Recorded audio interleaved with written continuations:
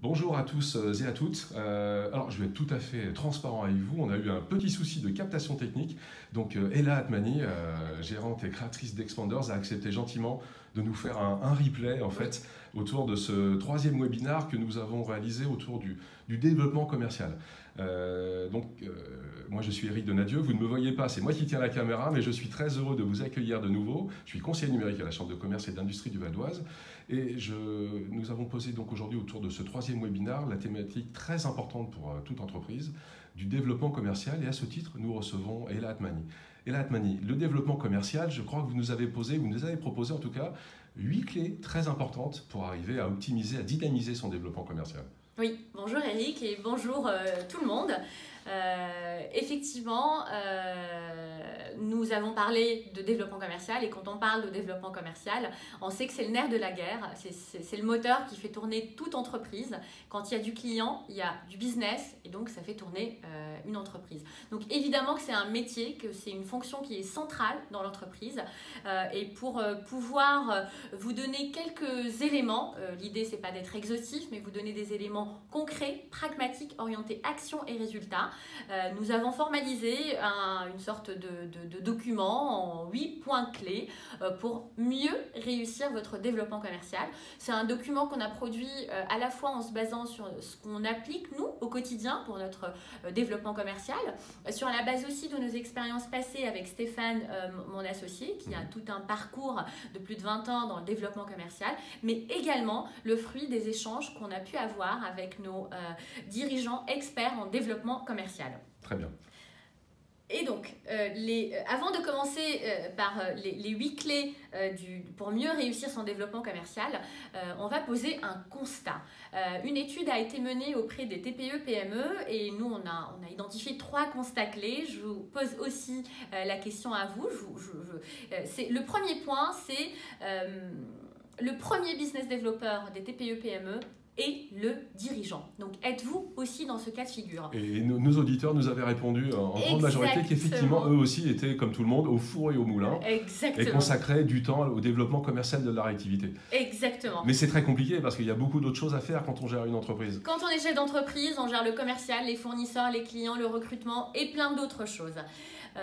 Et puis l'autre constat, c'est que la majorité des TPE-PME partagent la même difficulté à 87%. Qui est celle de trouver de nouveaux clients, de nouvelles affaires. Une problématique qui a aussi été relevée. Exactement, qui a été relevée par nos participants. Et puis quand on est chef d'entreprise et qu'on gère toute son entreprise, on n'a pas suffisamment de temps à consacrer à son activité commerciale. La moyenne se situe entre 1 à 5 jours par mois. Oui, ce qui est vraiment très très peu. Hein. Évidemment, au regard de l'importance de cette tâche, de cette activité, 1 à 5 jours par mois, c'est évidemment pas suffisant pour faire tourner toute l'entreprise. Alors on commence par quoi quand on veut optimiser son développement commercial en fait? Quand on veut vendre, c'est à la fois prospecter, comprendre les besoins de ses clients et de ses prospects, convaincre, négocier et fidéliser ses clients.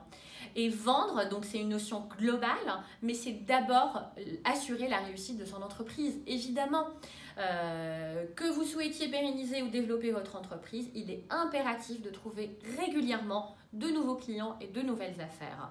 Donc il faut mettre en place une démarche qui soit commerciale, qui soit structurée pour vendre plus, mais pour vendre aussi mieux.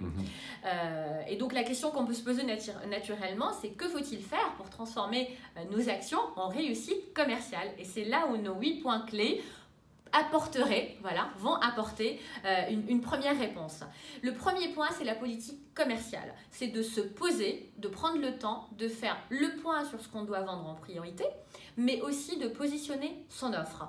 Pour identifier les priorités des produits à vendre en premier, c'est évidemment de clarifier vos propres objectifs, de connaître votre marché et votre cible, de connaître aussi vos concurrents et d'instaurer, comme on l'a dit tout à l'heure Eric, toute une démarche de veille, à la fois veille concurrentielle, mais aussi veille sur votre marché. Il y a des outils simples qui existent pour mettre tout ça en place, mais aussi de mener une enquête de manière régulière auprès de vos clients et vos prospects sur les nouveaux services que vous souhaitez mettre en place. Et pour positionner votre offre, évidemment, ça passe par définir ce que vous souhaitez représenter dans la tête de vos clients et vos prospects, d'identifier clairement votre spécialité pardon, même si vous êtes un généraliste, mais il faut une empreinte forte. Et puis, vous appuyez sur vos avantages concurrentiels, mais surtout de faire cet exercice de manière récurrente. Très bien. Le deuxième point, l'équipe commerciale. Il faut investir pour le développement commercial. Et investir sur qui? Donc soit sur vous-même, avec les avantages et les limites qu'on représente dans le document. Investir sur un commercial salarié, pareil, avec les avantages d'avoir un interlocuteur dédié, mais l'investissement financier qu'il y a derrière. Ou investir sur un commercial indépendant. Un profil chevronné, qui a de l'expérience, qui a du réseau, qui a du vécu, qui peut vous aider à booster votre activité de manière rapide. Mais après, la limite, c'est de trouver le bon. C'est là tout l'enjeu, effectivement. Exactement. Et le troisième point, c'est de définir votre plan d'action commerciale, pas au coup par coup, mais sur une année complète au moins.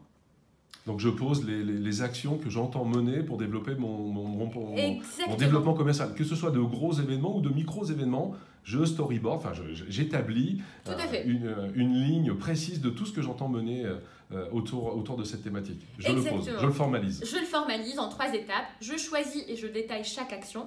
Les actions sont listées, chiffrées et sélectionnées. Le deuxième volet, c'est de les planifier de manière judicieuse dans le temps et dans un calendrier, pour les étaler aussi dans le temps, mais avec une définition précise des intervenants, du budget qui est alloué, mais des objectifs à atteindre. Très important. C'est ce qui nous permet ensuite de pouvoir suivre leur performance et analyser les résultats pour pouvoir ajuster en permanence son plan d'action commerciale et apporter du résultat. Alors une fois que j'ai ces résultats, une fois que j'ai fabriqué de la data, indépendamment du chiffre d'affaires bien sûr, oui. Je connais mes clients, qu'est-ce que je fais de toute cette matière première en fait? Il faut la mettre dans un CRM, Eric. Un CRM. Un CRM, c'est un outil de gestion de la relation client. D'accord, très bien.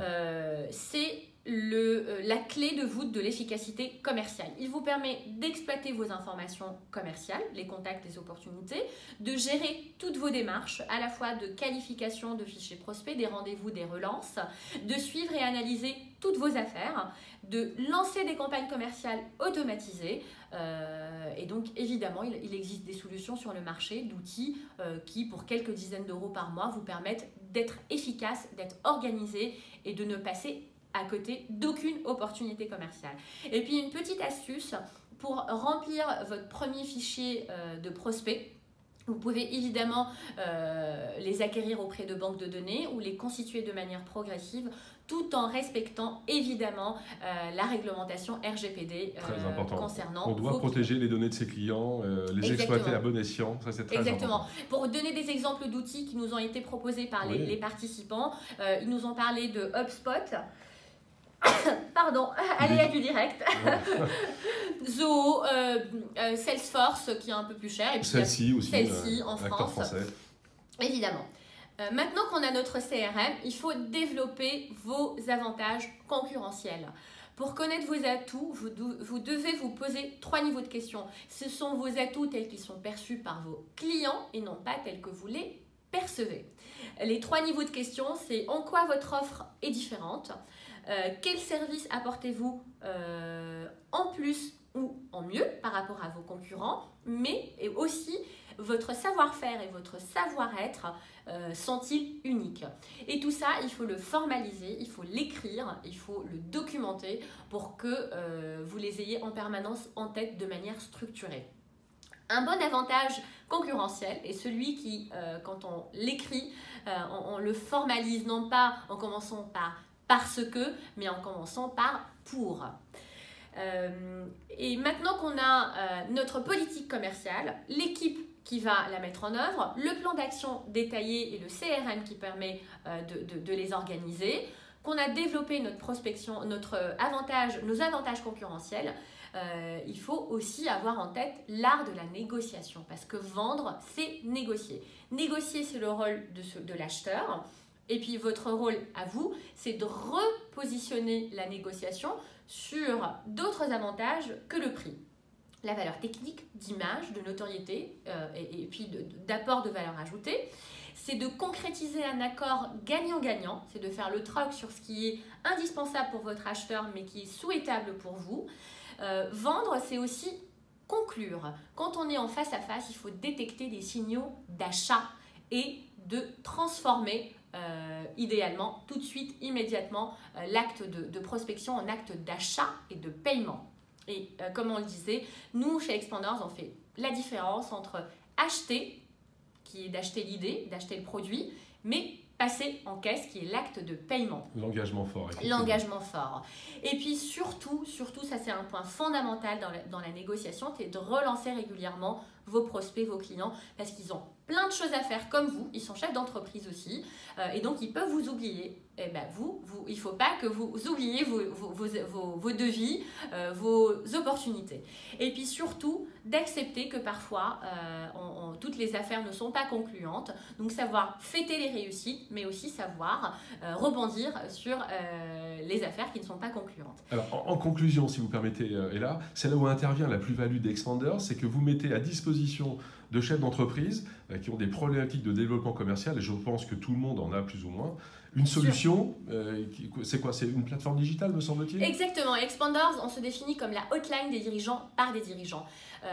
Nous avons évidemment une technologie, une plateforme digitale qui permet de connecter de manière immédiate et instantanée quasiment nos clients qui ont besoin d'être accompagnés sur leur développement commercial, mais aussi sur plein d'autres enjeux business tels que le développement à l'international, la gouvernance, une acquisition, de les connecter avec une communauté de dirigeants experts que nous avons sélectionnés, triés sur le volet, qui sont prêts à partager avec vous leur expérience, leur vécu, leur réseau pour vous apporter du résultat, pour accélérer votre activité et votre croissance.